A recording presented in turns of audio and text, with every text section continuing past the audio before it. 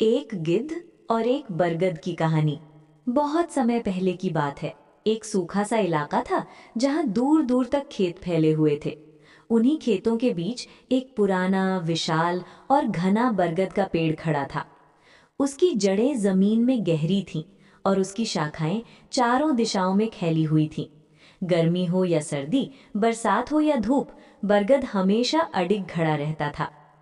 उस बरगद के ऊपर उसकी सबसे ऊंची डाल पर एक बूढ़ा गिद्ध रहता था। उसका नाम था वीरू। वीरू अब पहले जैसा ताकतवर नहीं रहा था। उसकी आंखों की चमक कुछ कम हो गई थी और पंखों में भी पहले जैसी फुर्ती नहीं बची थी। फिर भी वो रोज सुबह सूरज उगने से पहले उड़ान भरने की कोशिश करता। बरगद और गिद्ध की दोस्ती बहुत पुरानी थी। सुबह की शुरुआत। हर सुबह जब सूरज की पहली किरण बरगद की पत्तियों से छनकर नीचे गिरती, तो वीरू अपनी आंखें खोलता। सुप्रभात बरगद भाई, वो धीमी आवाज में कहता। बरगद अपनी पत्तियों को हिलाकर जवाब देता। सुप्रभात वीरू, आज तबीयत कैसी है? जैसी रोज होती है, वीरू मुस्कुराता। बूढ़ी हड्डियां हैं पर दिल अभी जवान है। ये सुनकर बरगद खुश हो जाता। उसे वीरू से बातें करना अच्छा लगता था। सैकड़ों सालों से वो खड़ा था, पर वीरू जैसा साथी उसे पहली बार मिला था। बरगद की यादें। बरगद अक्सर वीरू को अपनी पुरानी बातें सुनाता। मैंने कितने ही मौसम देखे हैं वीरू, बरगद कहता। कभी यहाँ हरे भरे खेत थे, कभी सूखा पड़ा। कितने ही लोग आए, छाया में बैठे, बातें की और चले गए। वीरू ध्यान से सुनता रहता। वो उड़ सकता था, पर इतना सब कुछ एक जगह खड़े खड़े देखने का अनुभव उसे नहीं था। तुम बहुत भाग्यशाली हो बरगद, वीरू कहता। तुम सबको सहारा देते हो। बरगद हल्के से हंसता। और तुम तो आसमान की कहानी जानते हो। गिद्ध का जीवन। वीरू का जीवन आसान नहीं था। गिद्धों को लोग पसंद नहीं करते थे। गांव के लोग उसे दूर से देखकर पत्थर फेंक देते। भागो अशुभ पक्षी, वे चिल्लाते।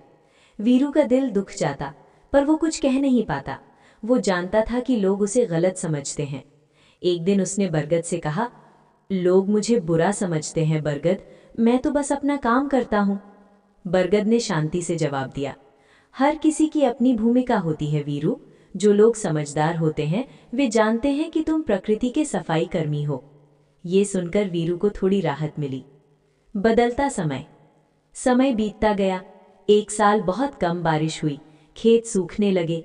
जानवरों को खाने पीने की दिक्कत होने लगी। वीरू को उड़ते समय ज्यादा दूर जाना पड़ता। वो थक जाता। एक शाम वो बहुत थका हुआ लौटा और बरगद की डाल पर बैठ गया। आज उड़ना मुश्किल हो गया, वीरू बोला। बरगद ने कहा, तुम आराम करो, मेरी शाखाएं तुम्हारे लिए हमेशा हैं। बरगद का सहारा। सूखे के दिनों में कई जानवर बरगद के नीचे आने लगे। गायें, बकरियां, हिरण सब उसकी छाया में बैठते। वीरू ऊपर से ये सब देखता और सोचता कि एक पेड़ भी कितना काम का हो सकता है। एक दिन एक घायल कौवा बरगद के नीचे गिर पड़ा। वीरू ने उसे देखा और चिंता में पड़ गया।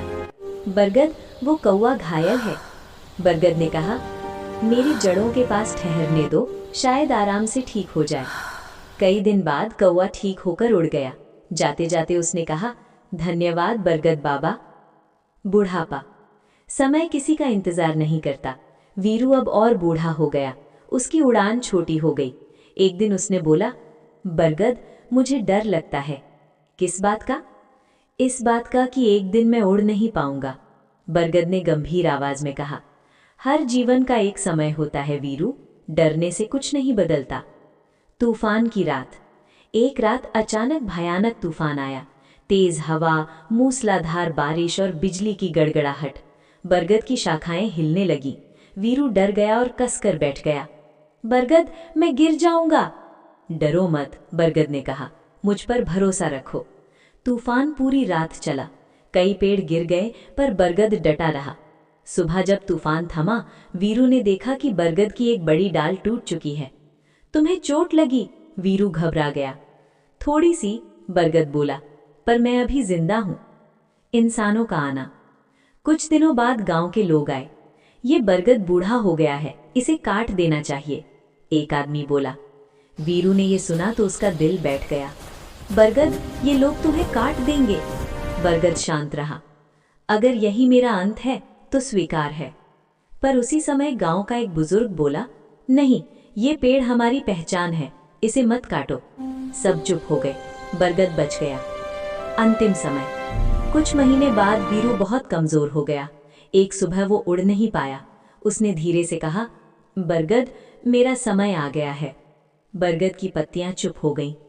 तुमने मुझे बहुत कुछ सिखाया वीरू, तुम हमेशा मेरी डालों में रहोगे। वीरू ने आखिरी सांस ली। Tree emoji. कहानी का अंत, यादों की शुरुआत। वीरू तो चला गया, पर उसकी याद बरगद में बस गई। बरगद अब भी खड़ा है। उसकी छाया में बैठने वाले लोग कहते हैं, ये पेड़ कुछ कहता है। शायद वो वीरू की कहानी सुनाता है। सीख। हर जीव का अपना महत्व होता है। दोस्ती उम्र, आकार या रूप नहीं देखती, वो समझ और सहारे से बनती है।